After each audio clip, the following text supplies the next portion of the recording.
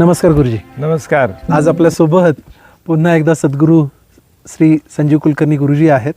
छोटे छोटे प्रश्न, काही छोटे छोट्या शंका कुशंकांचं निरसन ते अतिशय लागवी भाषेत करतात.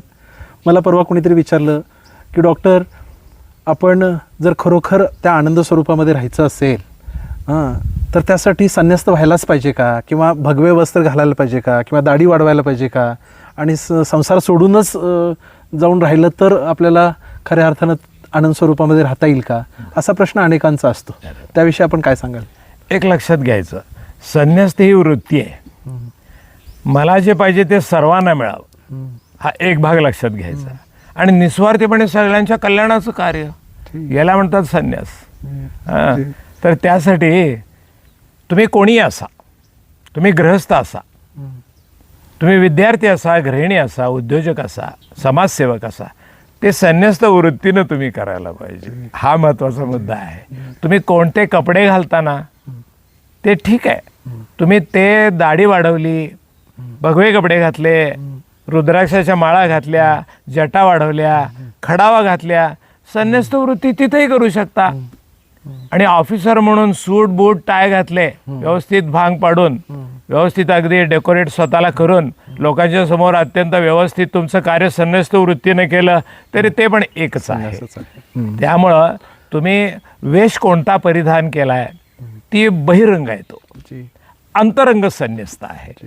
त्यामुळं दोन्हीमध्ये काही फरक पडत नाही. परंतु असं आहे की भगवा कपडा हे त्यागाचं प्रतीक आहे. तर त्या भगव्या कपड्याच्यामुळं त्याला त्यागाची आठवण सतत राहावी म्हणून ते त्याचं एक प्रतीक म्हणून तो भगवे कपडे धारण करतो. हा एक भाग आहे. आणि दुसरं म्हणजे समजा त्यांनी दाढी वाढवली, जटा वाढवल्या, तर काय आहे की नैसर्गिकरित्या जसं आहे तसं मी आहे. त्यामुळं मला विशेष देहभाव न राहता आत्मभावामध्ये मी राहता राहता मला दाढी करायचं भानच राहत नाही. फक्त ती नीट राखणं, ही स्वच्छता शुद्धता हा नियम आहे. त्याप्रमाणे फक्त मी नित्यनैमित्तिक कामं चांगली करतो. संन्यासी असला तरी त्याला जेवण जेवावं लागतं, त्याला कपडे लत्ते लागतात. त्यामुळं तसं संन्यस्त वृत्ती अत्यंत महत्त्वाची असते. तुम्ही वेश तो सुद्धा धारण केला तर तो त्याच्या सोयीसाठी करतो, त्याला तशी गरज वाटते म्हणून तो करतो.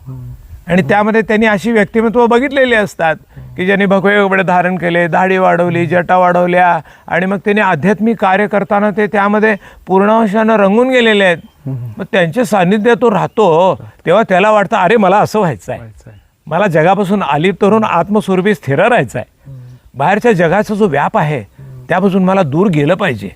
जसं ती व्यक्ती कशी तेजस्वी आहे, ज्ञानी आहे, सगळ्यांचं कल्याण करणारी आहे, मग मी त्याप्रमाणे जाईन. ते त्याला पटलं असेल तर तिने अवश्य त्याप्रमाणे जावं.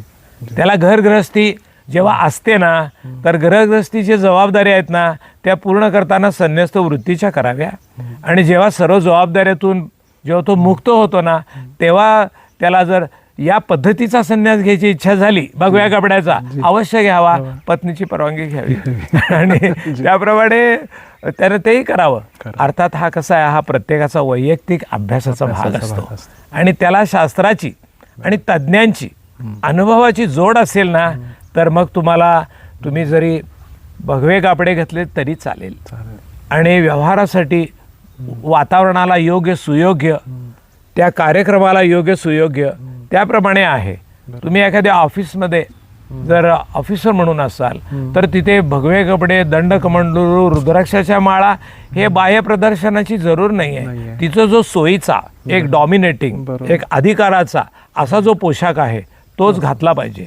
योगासनं करताना तुम्ही सूट आणि बुटामध्ये येऊ शकत नाही. ज्या त्या ठिकाणी जे ते ज्यांनी त्यांनी ठरवावं कुठे काय योग्य आहे, पण वृत्ती मात्र संन्यस्त ठेवावी, त्याला पर्याय नाही. प्रत्येकाचं जीवन संन्यस्त असेल ना तर तो आपल्या त्यागाच्या वृत्तीनं शांत असतो. आणि त्यागात शांतिरनंतरम. आणि शांती जीवनामध्ये सर्वश्रेष्ठ आहे. शांततेमध्येच तुम्हाला तुर्यावस्थेमध्ये प्रगाढ शांतमध्ये आनंदाचं स्फुरण असतं. मी मी मी आनंद स्वरूप आहे, आनंद स्वरूप आहे, आनंद स्वरूप आहे. बस त्याच अवस्थेमध्ये तो असतो. ही अवस्था प्राप्त होणं हे संन्यासाचा तो पाया असतो. संन्यास ही मनाची वृत्ती आहे, पण त्याद्वारा शिस्त पालन करून त्याप्रमाणे वृत्ती धारण करून तो शुद्ध सात्विकतेकडे वळतो आणि शुद्ध सात्विकते त्याला परमतत्वापर्यंत पोहोचवते. तामसिक भाव वगळायचा, राजसिक वगळायचा, सात्विक भाव धारण करायचा आणि मग सत्संगतीमध्ये शुद्ध सात्विकता आणि त्यातून आत्मस्वरूपी स्थिरावणं, अशी प्रक्रिया त्याची असली पाहिजे. हा त्यातला महत्त्वाचा भाग आहे.